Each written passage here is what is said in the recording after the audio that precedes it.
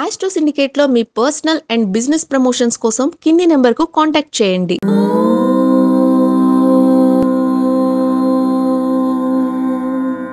ఓం శ్రీ గురుభ్యో నమః. హరి ఓం. కృష్ణాయ గోవిందాయ గోపీజనవల్లభాయ పరాయ పరమపురుషాయ పరమాత్మనే పరకర్మ మంత్రయంత్రతంత్ర ఔషధ అస్త్ర శస్త్రాణి సంహర సంహర మృత్యోర్మోచయ మోచయ.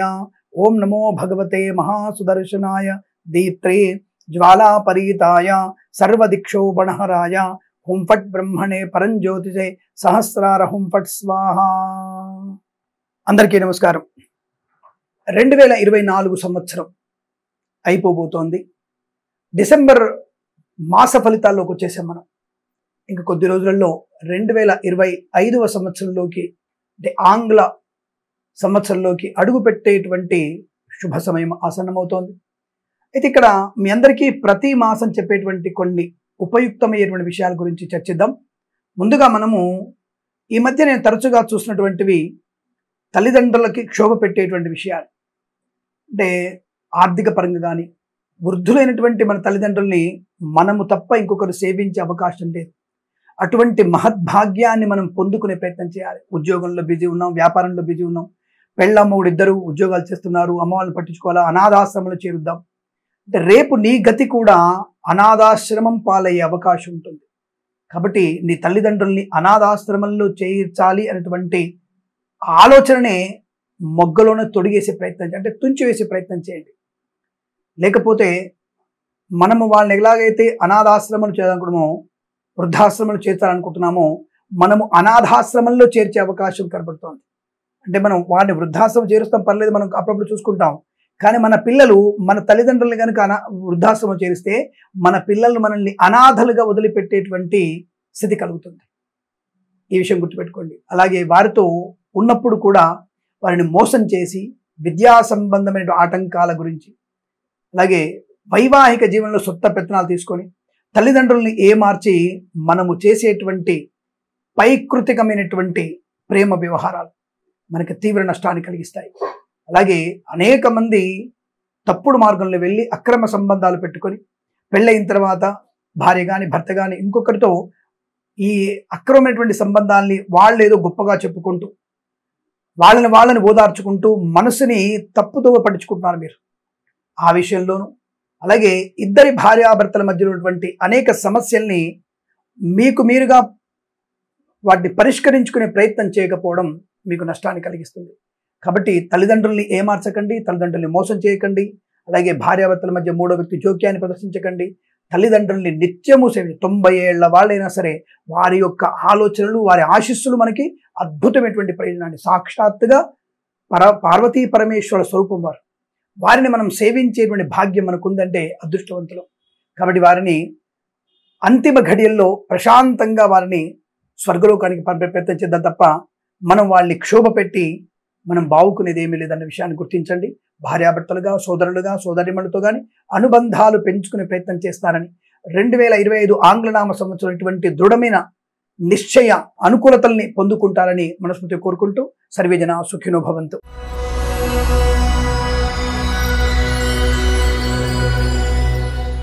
అందరికీ నమస్కారం. 2024 మార్గశిర మాసం లేదా డిసెంబర్ మాసంలో ఉన్నటువంటి మాస ఫలితాలు ఏమిటి? ఈ రాశి వారు ఏమైనా కొత్త వస్తువులు కొనుగోలు చేసే అవకాశం ఉందా? విదేశాలు వెళ్ళాలనుకుంటున్నాం, వెళ్తారా? లేదా ప్రాంగణ నియామకాల ఉద్యోగం లభిస్తుందా అన్నటువంటి అనుమానం ఎక్కువగా ఉంది. ఈ విషయాల గురించి మనం చర్చించుకునే ముందు, ఈ మాసంలో మీకు ఎంత మౌనంగా ఉంటే అంత మంచిది. అత్యుత్సాహము పనికిరాదు. పడకూడని పదార్థాలు వాడినా తిన్నా ప్రమాదం జరిగే అవకాశం. ఒకటే అండి, ఈ సింహరాశి వారికి శని ప్రభావం కొంత నెగిటివ్గా ఉంది, గురుగ్రహ ప్రభావం నెగిటివ్గా ఉంది. కానీ ఈ మాసంలో మనకి రవి శుక్రులు అశుభులుగాను, బుధుడు కుజుడు అర్ధశుభులుగా ఉన్నారు. ఎవరు కూడా సరైనటువంటి ప్లాంట్ పొజిషన్ లేరు. కాబట్టి ఈసారి ఈ రాశి వారికి వేరే జ్యోతిష్కుడు బాగుందని చెప్పితే వారి ఫలితాలు విని ఆనందపడండి, నాకు ఎటువంటి అభ్యంతరం లేదు. కానీ సింహరాశి వారికి ఈ మాసంలో అనేక రకాల చికాకులతో ఉండబోతుంది, జాగ్రత్త. బాబోయ్ వీడేసేసాడు రా, ఇక మళ్ళీ మొదలెట్టాడు అని నెగిటివ్ ఫలితాలు చెప్పాడు. అంటే గత మాసంలో చెప్పిన ఫలితాలు, మరి అంతకుముందు అక్టోబర్లో చెప్పిన ఫలితాలన్నీ కూడా మీకు ఆనందాన్ని కలిగించాయి. చేదుగా ఉన్నటువంటి ఈ వార్తలు మాత్రం మీకు ఇబ్బంది కలిగిస్తాయా? నేను చెప్పేది జాగ్రత్తగా ఉండమని మాత్రమే. ఉద్యోగం చేయొద్దని చెప్పలేదు, పరీక్షలు రాయొద్దని చెప్పలేదు, ఉద్యోగ ప్రయత్నం చేయమని చెప్పలేదు. అంటే ఉద్యోగ ప్రయత్నం చేయొద్దని చెప్పానా? చెప్పలేదు కదా. కాబట్టి ఉద్యోగ ప్రయత్నాన్ని చేయాలి, వ్యాపార ప్రయత్నాన్ని చేయాలి. కానీ కొత్త వ్యాపారం పెట్టకండి అయ్యా, కొత్త వ్యాపార భాగస్వామిని చూసుకోకండి అయ్యా అని చెప్తున్నాను. ఇక్కడ ఈ మాసంలో వీరికి ఉద్యోగ సంబంధ విషయాల్లో ప్రభుత్వ ఉద్యోగస్తులు లంచగొండులుగా పట్టుబడే అవకాశం కనపడుతోంది. ముందుగా మీకు ఏ వారం ఎలా ఉందో చూసే ప్రయత్నం చేద్దాం. సింహరాశి వారికి 1, 2, 4 వారాలు సామాన్య ఫలితాలు. మీరు తల్లిదండ్రుల మాట వింటే మొదటి వారంలోనే మంచి విద్యా సంపన్నత, రెండవ వారంలో ఎట్టి పరిస్థితుల్లో భాగస్వామితో, జీవిత భాగస్వామి కానీ లేదా ప్రేయసి పిల్లల మధ్య కానీ లేదా వ్యాపార భాగస్వామితో అయినా సరే జాగ్రత్తగా మీరు మెలగలిగితే తర్వాత అంత అనుకూలంగా ఉంటుంది. వారితో కంటు పెట్టుకున్నట్టయితే అది మీకు ఇబ్బంది కలిగిస్తుంది. వ్యాపార భాగస్వామితో ముఖ్యంగా ఈ వ్యాపార సంబంధమైన లావాదేవీలు, ఈ ఇద్దరి మీద ఉన్నటువంటి ఒప్పంద పత్రాలు మరొకసారి చదువుకొని మళ్ళీ కొత్త కొత్త అంశాలు చేర్చుకుంటూ తెలుగు భాషలో, తేట తెలుగు భాషలో మీ యొక్క ఒప్పంద పత్రాలు రాసుకోండి. దానివల్ల మంచి ప్రయోజనం ఉంటుంది. ఆరోగ్య సంబంధ విషయాల్లో తప్పకుండా మీరు వైద్యుడిని మొదటి వారంలో సంప్రదించండి. చర్మ సంబంధ, నేత్ర సంబంధ, గుప్తమైనటువంటి శరీర భాగాల్లో జుట్టు సమస్య కానీ లేదా మానసికమైనటువంటి సమస్య కానీ ఉండే అవకాశం. గర్భిణీ స్త్రీలు ఎవరైనా ఉంటే మాత్రం జాగ్రత్త. మీరు హెచ్చరిక. డ్రగ్స్ తీసుకున్నా, మద్యపానం చేసినా మీకు పుట్టబోయే పిల్లలు అటిజంతో పుట్టే అవకాశం ఉంది. జాగ్రత్త.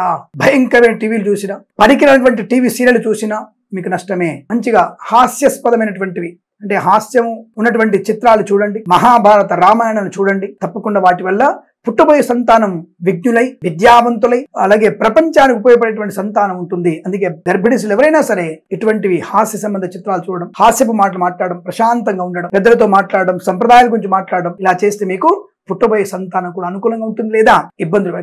గర్భిణీ స్త్రీలు రోజు 4 సిగరెట్లు తాగుతాను, రోజు 4 పెగ్గులు వేసుకుంటాను, నాకు ఆరోగ్యం గురించి చెప్పాడు డాక్టరు, ఇవన్నీ పనికిరాని చెత్త మాటలు, పనికిరాని విధవ మాటలు అవి. కాబట్టి అటువంటి వినే ప్రయత్నం చేయకండి, అది మంచిది కాదు. సింహరాశి వారికి 3వ వారంలోనే తీవ్రమైనటువంటి ప్రమాదాలు ఎక్కువగా ఉన్నాయి. మద్యపాన సేవన చేసి బండి నడపకూడదు, మీకు ప్రమాదాలు ఉంటాయి. కొత్త వ్యాపారం ప్రారంభం చేయకూడదు, నష్టాలు పొందుకుంటారు. సినిమా రంగంలో వ్యాపారం, రాజకీయ రంగంలో ఇబ్బందులు, కళాకారుల క్రీడల నష్టాలు. విదేశాలకు వెళ్లాలన్నటువంటి ప్రయత్నం ఉంటే 2వ వారంలో మీరు విదేశీ ప్రయాణం ఏర్పాటు చేసుకోవచ్చు. విద్యార్థులు కానీ ఉద్యోగస్తులు కానీ కొంత అనుకూలమైన ఫలితాలు ఉంటాయి. ఎందుకంటే 1, 2, 4 వారాలు సామాన్య ఫలితాలు కదా.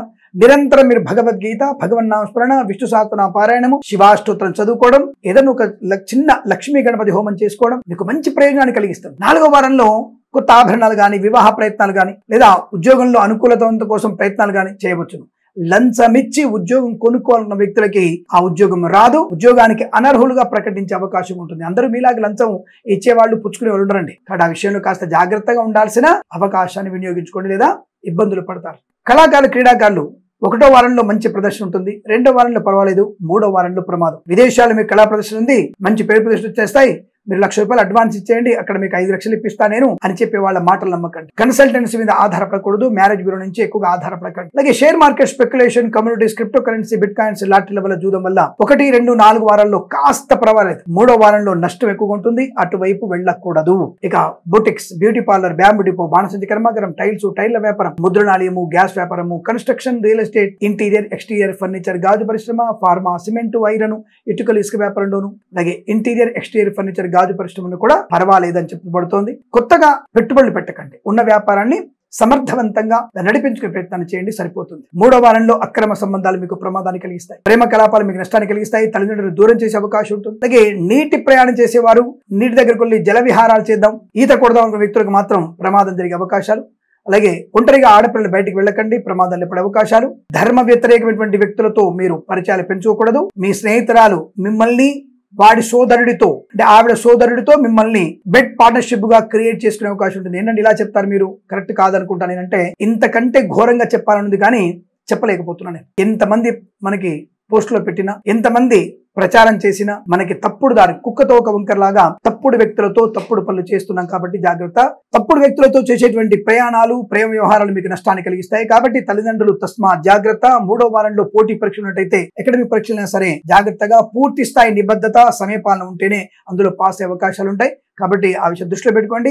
1, 2, 4 వారాల్లో ఈ పోటీ పరీక్షలు, ఐఎల్స్, జిఆర్ఈ, టోఫెల్ లాంటి పరీక్షల్లో మీరు పాలు పంచుకుంటే మంచిది. ప్రభుత్వ ఉద్యోగస్తులు 3వ వారంలో జాగ్రత్తగా ఉండండి, లంచాలు పుచ్చుకోకండి. మిగతా వారంలో లంచం పుచ్చుకోవచ్చు అని అడగండి. ఏ వారంలో లంచం పుచ్చుకున్నా మీకు ప్రమాదం కలిగే అవకాశాలు ఉంటాయి. కాబట్టి జాగ్రత్త. సినిమా రంగ వ్యాపారంలో కూడా అప్రమత్తంగా ఉండండి. దర్శకులు, నిర్మాతలు తొందరపాటు నిర్ణయాలు తీసుకోకండి. ఈ మాసంలో కొత్త చిత్ర నిర్మాణం ప్రారంభం చేయకపోవడం, చిత్రాన్ని విడుదల చేయకపోవడం కూడా మంచిదే. రాజకీయ నాయకులు, జాగ్రత్త. నోరు ఎంత అదుపులో ఉంటే అంత మంచిదనే విషయాన్ని గుర్తించండి. నష్టపోతారు. రైతన్నలు, పూలు పళ్ళు కూరలు పండించే వారికి, సూపర్ మార్కెట్ కిరాణా వ్యాపారంలో మిరపగుళ్ళు, చింతపండు, బెల్లం, మిర్చి, పత్తి పరిశ్రమలు కూడా నష్టాలు ఎక్కువగా ఉంటాయి. కాస్త జాగ్రత్తగా ఉండండి. రైతన్న 3వ వారంలో చాలా జాగ్రత్త. మిమ్మల్ని నిట్టజనుడు మోసం చేసేవాళ్ళు రైతునే ఇప్పుడు ప్రపంచంలో ఇద్దరిని మోసం చేస్తున్నారు అందరూ కూడా. ఒకళ్ళు ఆడదాన్ని, రెండో వాళ్ళు రైతుల్ని. కాబట్టి ఇద్దరు జాగ్రత్తగా ఉంటే చాలు, ప్రపంచం బ్రహ్మాండంగా ముందుకెళ్తుంది. కాబట్టి మిమ్మల్ని మీరు మోసం చేసుకునే ప్రయత్నం, ఒకరి చేతిలో మోసపోయే ప్రయత్నం జరగవచ్చును. తస్మాత్ జాగ్రత్త. అలాగే ఆటోమొబైల్, ఎలక్ట్రానిక్, ఎలక్ట్రికల్, విద్యాలయ, వ్యాయామ, చిట్ ఫండ్, ఫైనాన్స్ వ్యాపారంలో 1-2 వారాల్లో లాభం ఉంది. 3-4 వారాలు నష్టాలు వచ్చే అవకాశం ఉంది. జాగ్రత్త. బంధువులతో, మిత్రులతో కూడా మాట పట్టింపులు ఇబ్బంది కలిగిస్తాయి. కాబట్టి జాగ్రత్తగా ఉండండి. సోదరులతో, తల్లిదండ్రులతో ప్రేమ బంధాన్ని పెంచుకునే ప్రయత్నం మాత్రమే చేయాలి. అనవసరమైనటువంటి వివాదాలు వద్దు. ఆస్తి పంపకాల గురించి ఈ మాసంలో కాకుండా కొత్త సంవత్సరంలో, అంటే ఆంగ్లనామ సంవత్సరంలో ఏర్పాటు చేసుకోండి, లేదా కొత్త సంవత్సరం విశ్వావసునామ సంవత్సరంలో ఏర్పాటు చేసుకోవడం చాలా మంచిది. ప్రస్తుతానికి ఆస్తి పంపకాల గురించి మీరు చర్చ చేయకూడదు, అది మంచిది కాదు. ఇది ఈ మాసంలో జరిగేటువంటి కొన్ని సంఘటనలు. నేనేమైనా మీకు ఇబ్బంది కలిగిన మాట్లాడితే దాన్ని తప్పుగా అర్థం చేసుకోకండి. ఎవరైనా మంచిగా చాలా బాగుంది, ధనం ఉంది, ఐశ్వర్యం ఉంది, విద్యాలాభం ఉంది, ఉద్యోగం వస్తుంది, 2వ వారంలో తప్పక ఉద్యోగం వచ్చేస్తుంది, ఇక్కడ గురుడు మీకు డిగ్రీలో ఉన్నాడు, శుక్రుడు ఈ స్థాయిలో ఉన్నాడు, కాబట్టి మీకు ఉద్యోగ లాభం, విద్యాలాభం, వివాహలాభం అంటే తప్పకుండా అతని మాటలు నమ్మి ఆనందపడండి అని కోరుకుంటూ, ఒకవేళ ఇబ్బందికర పరిస్థితులు ఉన్నాయి కాబట్టి నేను చెప్పేది భగవద్గీత పారాయణం, జన్మ జాతకాన్ని పరిశీలింపజేసుకుంటే మీకు అత్యుత్తమ శుభ ఫలితాలు పొందుకునే అవకాశాలు ఉంటాయి. నిరంతరం భగవన్నామ స్మరణ, విష్ణుమూర్తి ఆరాధన, దుర్గాదేవి ఆరాధన చేసుకోండి. ప్రతినిత్యము ఇంట్లో దీపారాధన చేయండి. తప్పకుండా రోజుకు 1 పూట మాత్రమే భోజనం చేసి 2వ పూట స్వల్ప అల్పాహారం తినండి. సరే, అనుకూలంగా ఉంటుంది, ఆరోగ్యం బాగుంటుంది, బుద్ధి విచక్షణ ఉంటుంది.